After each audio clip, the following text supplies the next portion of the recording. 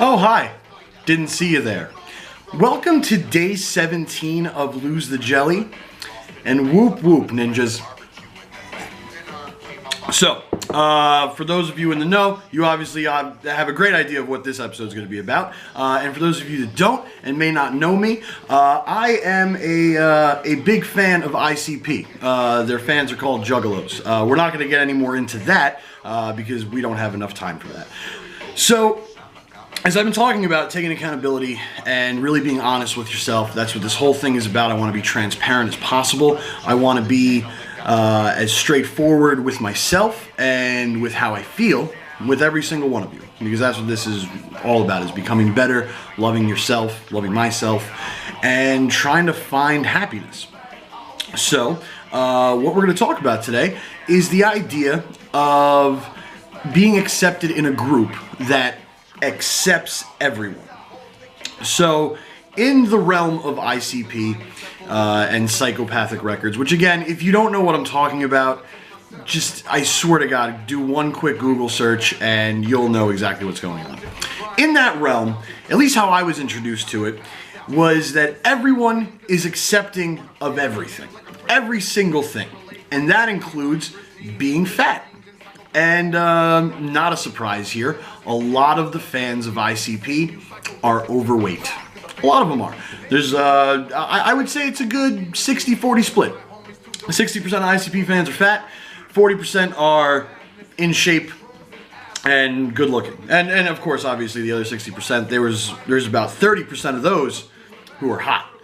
And then there's, every group has gross people. But that's not the point. The point is that in this group, in this subculture, everyone is accepted for anything they want to do. It promotes, for lack of a better term, hedonism. You can just go to the excess of everything and it doesn't matter. And when I was younger, when I was about 12, I found the music of the Insane Clown Posse. God, this is so fucking weird to talk about. I found the music of the Insane Clown Posse, and then I found out about their fan base like years later when I worked at this cafe, where I got the name Jelly. That's why I'm talking about this, because without that cafe, I wouldn't have the name Jelly, and I believe that without finding the juggalo culture and being so accepted into it, I probably would have never come out of my shell the way that I did. I was kind of a late bloomer with, trying to make good friends during high school. From K through 8, I was pretty good. And then once I hit high school, I just developed such a large sense of self-awareness that I was just ashamed of everything. Body image and being a teenager, hormones are crazy anyway. So when I found this group of people who were just accepting everything in their songs, they were talking about, like, who gives a shit if you're fat, you could still have sex, and when you're a teenager, sex is like the biggest fucking thing. It was awesome. It was a great thing to learn about. It was a great thing to be accepted into, and I felt that maybe I had a chance to find myself in this group. And I don't think I ever found myself inside the group. I've made some of the best friends and family that I ever will. And I don't say family like they do. I say actual fucking, like, people that I consider my family. Made the best of friends through this scene. And this is not me trying to talk shit on it. This is me taking accountability for it. I feel with the promotion of pretty much going excess and doing whatever the fuck you want, there are people inside that scene who use that freedom to excel themselves into beautiful people and do amazing things and become a better person for it. I know a large handful of people who through the scene have bettered themselves. But I know a way larger amount of people in that scene who are not about taking accountability. And one of the things that a lot of people, one of my friends, Mike Jekyll, that's an ICP reference if you don't know, says something similar about the idea of fat acceptance inside the juggalo world.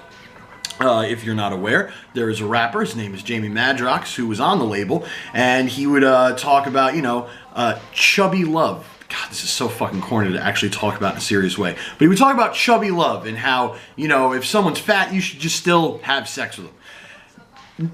There's many problems with that statement, right? But let's just break it down to what Mike is talking about, which is that it's not so much if you, as a fan, are fat, you should be having sex, it's pretty much set up for the artists.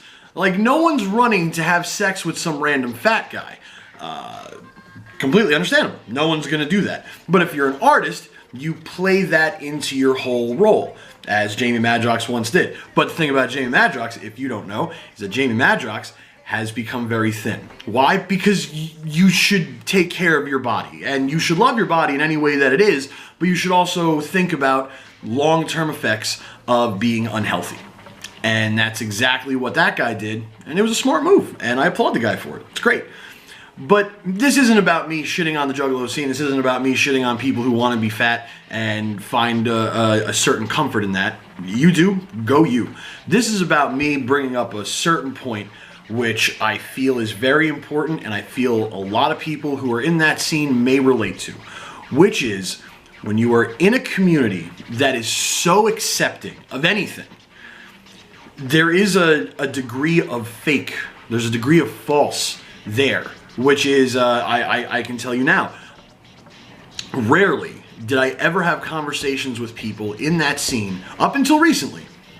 I'm talking about back when I was a teenager and a crazy fucking kid. Rarely did we ever have conversations about life, about bettering ourselves. No one ever came up to me and was like, dude, you should lose weight. And not in a fucked up way, but more like a, dude, maybe think about your health. No one ever did that. Why? Because you're supposed to be accepting of everyone. And there is a way to be accepting and concerned. But in this scene, for most, and this is my personal experience, there is none of that. At least not until you become an adult. And sometimes, if you are living a certain way for so long, you're just ground into that. You've dug in, and you are not going to change. Some people do. That's what I'm trying to do now. Some people don't.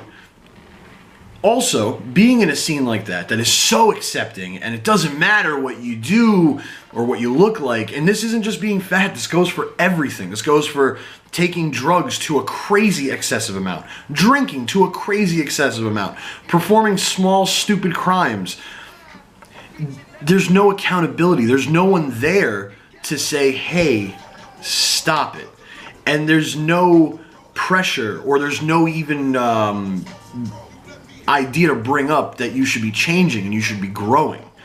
It almost kind of thrives on like a stagnant presence, and or maybe not presence, but a stagnant way. And there's not much growth. What I've noticed with all of my friends that I've met through the scene that I love immensely, once they kind of break away yet still fuck with the scene a little bit, there's so much growth. There's so much like awareness, and there's so much, oh shit, this is what I gotta do. Break away from the scene a little bit. Everyone I know who is in this scene, I promise you, if you ask them what happened to so-and-so, they're gonna say either some sad, unfortunate thing, and that's out of control, or out of the control of anyone. But most of the time it's, oh shit, man, they stopped coming to shows and they're doing really fucking good. They're doing great. They're doing wonderful.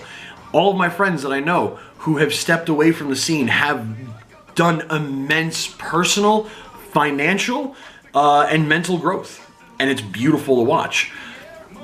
But there is such a huge stick, a huge, I don't even know what the word I'm trying to say is. There's a huge importance on living your life in any way that you want to be, and I'm down with that. But you should also be living your life in a way that's productive and happy for you. And I think that in that juggalo scene, it's real easy to get wrapped up in not being productive and not doing shit.